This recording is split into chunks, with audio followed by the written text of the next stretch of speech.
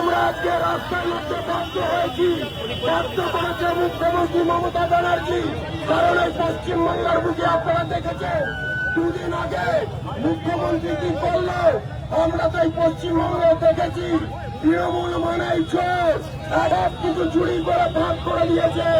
আর দুদিন আগে দেখলাম ভাই চোর তৃণমূলকে মুখ্যমন্ত্রী মমতা ব্যানার্জি ভাই চুরি করে নিয়ে চলে যাচ্ছে। কিসের জন্য? কারণ যারা কয়লা পাচারের সাথে যুক্ত, যারা কয়লা পাচারের সাথে যুক্ত, হাওয়ালা কাণ্ডের সাথে যুক্ত, তাদের বাঁচাতে মুখ্যমন্ত্রী যাচ্ছে।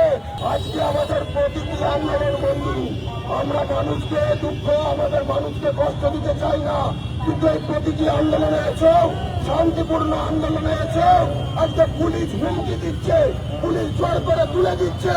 আরে আমরা বাংলার গরিব মানুষের পাশে, বাংলার কৃষকদের পাশে, বাংলার শ্রমিকদের পাশে আমরা আছি, থাকবো।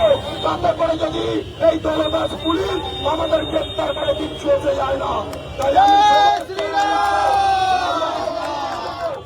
আমরা আজকে প্রতিটি আন্দোলন করলাম। এটা খালি ট্রেলার ছিল, পিকচার আবি বাকি।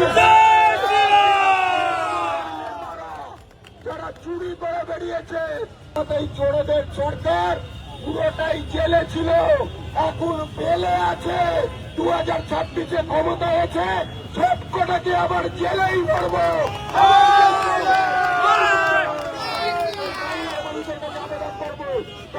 মানুষের কাছে আবেদন করবো, আপনারা জানুন বন্ধু, বাংলায় যে অশনি সংকেত আমরা দেখতে পাচ্ছি, এই সরকার, এই মুখ্যমন্ত্রীর নির্দেশে যেভাবে একটার পর একটা কলকারখানা বন্ধ হয়ে যাচ্ছে, মানুষের পেটে লাথি মারছে, আমরা তার বিরুদ্ধে প্রতিবাদ করছিলাম আজকে। আর তাই সকলে বিজেপির কার্যকর্তা বন্ধুরা, যত পথচলতি মানুষ আছে, আপনাদের অসুবিধা হয়েছে, আর আপনাদের অসুবিধার কথা চিন্তা করে, সাধারণ মানুষের অসুবিধার কথা চিন্তা করে আমরা এই কার্যক্রম আজকে আপাতত স্থগিত রাখছি। আগামী দিন যদি এই কামারাটি প্রবর্তন যুগদিন না খোলে, শ্রমিকদের যদি কোন সুরা না দেয় মুখ্যমন্ত্রী মমতা ব্যানার্জি, তারে এই কামারাটি শুধু নয়, পশ্চিমবঙ্গ জুড়ে শ্রমিকদের যে আন্দোলন দেখবেন আপনারা চিন্তা করতে পারবেন।